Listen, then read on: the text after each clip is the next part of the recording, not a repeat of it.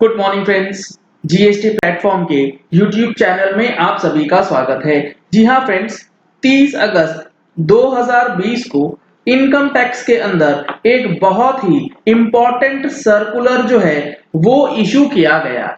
Income tax के अंदर जो सर्कुलर आया है वो डिस्कस करने से पहले आपके लिए एक जरूरी इंफॉर्मेशन ये है कि 6 सितंबर 2020 को जो हमारा जीएसटीआर 99C के ऊपर ऑनलाइन ट्रेनिंग सेशन ऑर्गेनाइज किया गया है, अगर आपने अभी तक इसके लिए रजिस्ट्रेशन नहीं कराया है तो इस नंबर पे कॉल करके आप रजिस्ट्रेशन करा सकते हैं। फाइनेंस एक्ट 2019 में एक नया सेक्शन इंसर्ट किया गया था 269 कैपिटल एस यू। जी हाँ फ्रेंड्स, 269 SU जो कि 1 जनवरी 2020 से इफेक्टिव हो चुका है। ये प्रोविजन क्या कहता है? ये प्रोविजन कहता है ऐसे बिजनेस जिनका प्रीसीडिंग फाइनेंशियल ईयर में टर्नओवर 50 करोड़ से ऊपर है, उनको specified mode of electronic modes of payment में ही अमाउंट जो है रिसीव करना है। सेक्शन 269 SU ने स्पेसिफाइड मोड्स ऑफ पेमेंट जो कि इलेक्ट्रॉनिक मोड्स होंगे उसके बारे में बताया था। जो पेमेंट मोड्स हैं अगर मैं आपको दिखाऊं तो इन्होंने जो बताया था वो था debit card powered by RuPay, unified payment interface यानी कि UPI based payment, unified payment interface quick response code यानी कि क्यूआर कोड से पेमेंट अगर आप रिसीव करते हैं तो ये 3 कैटेगरी ऑफ पेमेंट मोड जो हैं 269 SU के अंदर नोटिफाई किया गया।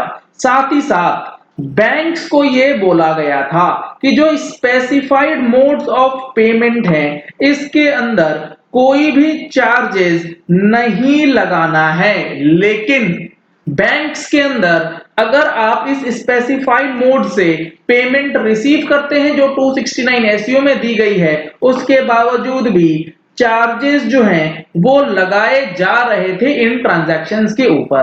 अब इनकम टैक्स डिपार्टमेंट ने सर्कुलर इशू करके ये बोला है कि जितने भी चार्जेस कलेक्ट किए गए हैं 1 जनवरी 2020 के बाद अगर वो पेमेंट स्पेसिफाइड मोड से आए हैं तो वो पूरा का पूरा चार्जेस जो है उसे रिफंड करना होगा बैंक को कस्टमर के अकाउंट में। जी हाँ फ्रेंड्स, ये सर्कुलर काफी इंपॉर्टेंट है, 30 अगस्त का आया है। Imposition of charge on the prescribed electronic modes under section 269 SU of the income tax act 1961।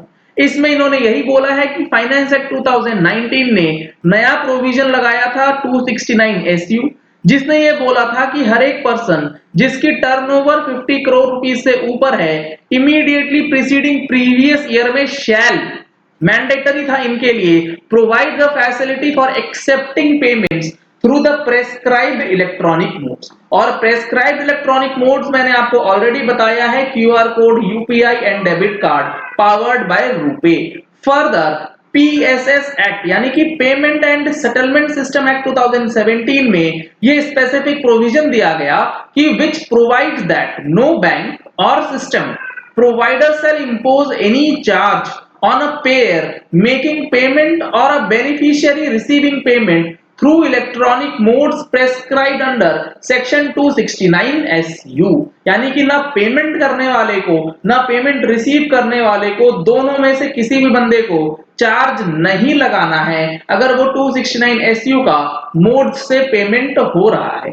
A circular issued on 30/12/2019 was issued by the board to clarify that based on section 10A of the PSS, any charge including the MDA on or after 1st January on payment made through the prescribed modes shall not be applicable। जो मैंने आपको बताया कि 1 जनवरी 20 के बाद वो charges applicable नहीं होंगे, लेकिन फिर भी रिप्रेजेंटेशंस रिसीव हो रहे हैं कि some banks are imposing and collecting charges on the transactions carried out through the UPI modes। A certain number of transactions are allowed free of charge।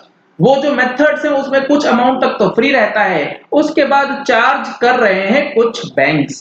तो इन्होंने अब यहां बोला है banks are therefore immediately advised to refund the charges collected if any on or after 1st January 2020 on the transactions carried out using the electronic modes under section 69 SU of the Income Tax Act and not to impose charge on any future transactions carried through the prescribed modes। तो ये काफी बड़ा और important circular है।